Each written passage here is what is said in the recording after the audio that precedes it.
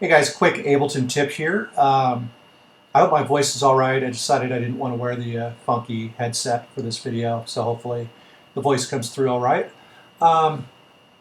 So I'm working on this track here, and I ran into a problem. And basically, all my tracks, the volume was already up kind of too loud, and I found that my kick and bass sounded a bit more buried than I wanted it to. And this is kind of a common mistake a lot of people make is, starting when you start mixing your track, you turn things up a little bit too loud. And then you can't compensate later by turning those things up because they'll start clipping. You especially don't want that with your kick and your bass. So what I decided to do was I created a new audio track, okay?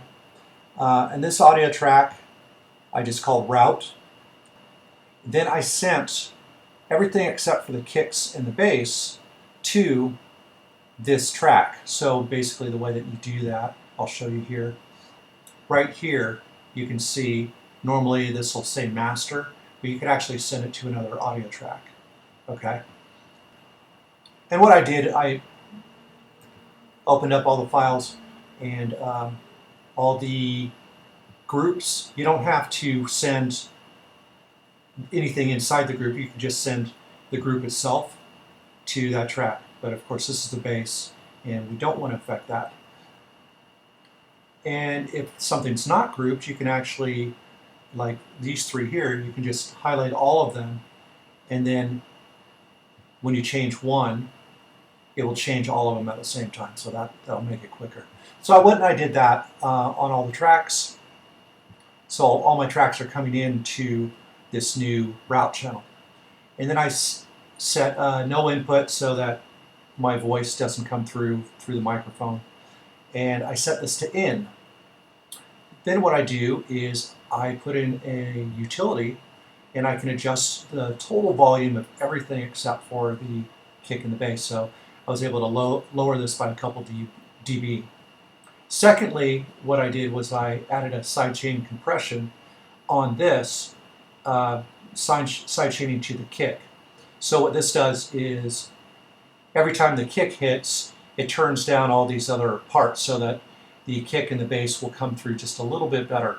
I don't want to overdo it, and I don't overdo it, because I'm not going for that kind of electro sidechain thing. So you don't really want it to be noticeable, but it can help certain parts stand out a little bit more by sidechaining everything to it. So, so here I'll show you how much I'm sidechaining it here.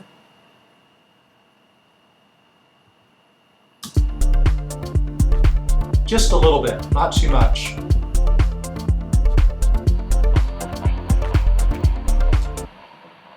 Okay.